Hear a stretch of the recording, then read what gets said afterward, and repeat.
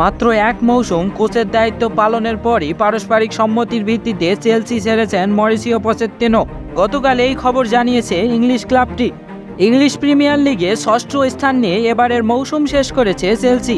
লিগে চেলসি নিজেদের সর্বশেষ 5 ম্যাচেই জিতেছে, তবে চ্যাম্পিয়ন্স লিগে জায়গা হয়নি, জেতা হয়নি একটি ট্রফিও।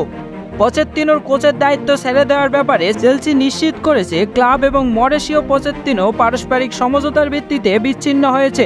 আমেরিকার ধনকুবের টড বয়েলি ও ব্যক্তিগত ইকুইটি প্রতিষ্ঠান ক্লিয়ার লেক ক্যাপিটালের মালিকানায় মাত্র 2 বছরের মধ্যে নতুন খেলোয়াড় কেনায় 100 কোটি পাউন্ডের বেশি খরচ করেছে চেলসি।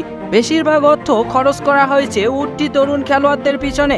পচেত্তিনো তখন বলেছিলেন দলে অভিজ্ঞতার অভাব আছে এবং ক্রমাগত চোটের ধারাবাহিকতায় ভালো খেলা সম্ভব হচ্ছে না। লিগ কাপ ফাইনালে লিভারপুলের কাছে 1-0 গোলে হেরেছে চেলসি।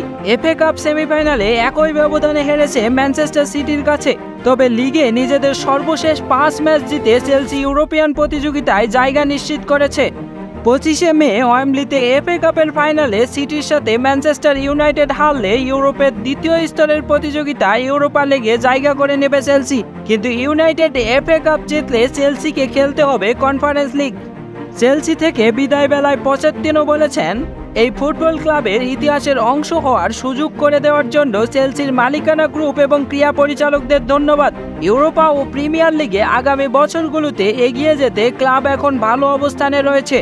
চেলসির ক্রীড়া পরিচালক লরেন্স স্টুয়ার্ট ও পল উইন স্ট্যানলি বলেছেন, এই মৌসুমের পারফরম্যান্সের জন্য চেলসির সবার পক্ষ থেকে আমরা মরিসিওর প্রতি কৃতজ্ঞতা প্রকাশ করছি। ওয়েলি চেলসির মালিকানা বুঝে নেওয়ার পর এই 2 বছরে 4 জন কোচ পাল্টান ইংলিশ ক্লাবটি।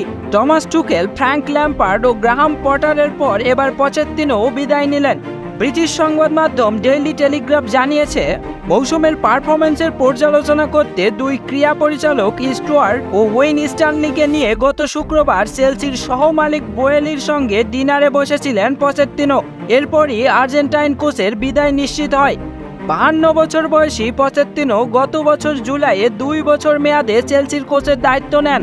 2022-23 মৌসুমে 12তম স্থান নিয়ে লিগ শেষ করা ক্লাবটিকে পথে ফেরানোর দায়িত্ব নিয়েছিলেন পচেত্তিনো। তবে সেজন্য টাকাও ঢালতে হয়েছে।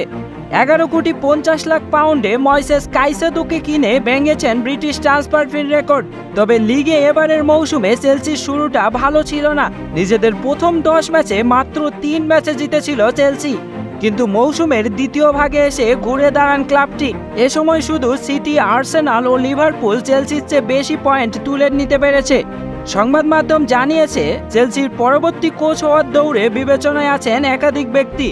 স্টুটগার্টের কোচ সেবাস্টিয়ান হোয়েনেস, জিরোনার কোচ মাইকেল, ইপসুইচ টাউনের কিয়েরন ম্যাককেনা ও লেস্টার সিটির কোচ এনজো মারেস্কা। পচেত্তিনো 2009 সালে এসপানিওলের দায়িত্ব নিয়ে কোচিং ক্যারিয়ার শুরু করেন। সেখান থেকে সাউদাম্পটন ঘুরে 2014 সালে যোগ দেন টটেনহাম হটস্পারে। 5 বছরের মধ্যে ক্লাবটির লিগ টেবিলে নিয়মিত শীর্ষ দলগুলোর মধ্যে রেখেছেন পচেত্তিনো। 2019 সালে তুলেছিলেন চ্যাম্পিয়ন্স লিগের ফাইনালেও।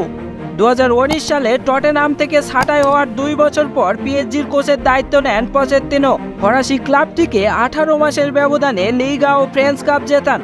2022 সালের জুলাইয়ে পিএসজির সঙ্গে সম্পর্ক শেষ করেন Pochettino. For more updates, subscribe to our YouTube channel and click on the bell icon. Follow us on Facebook.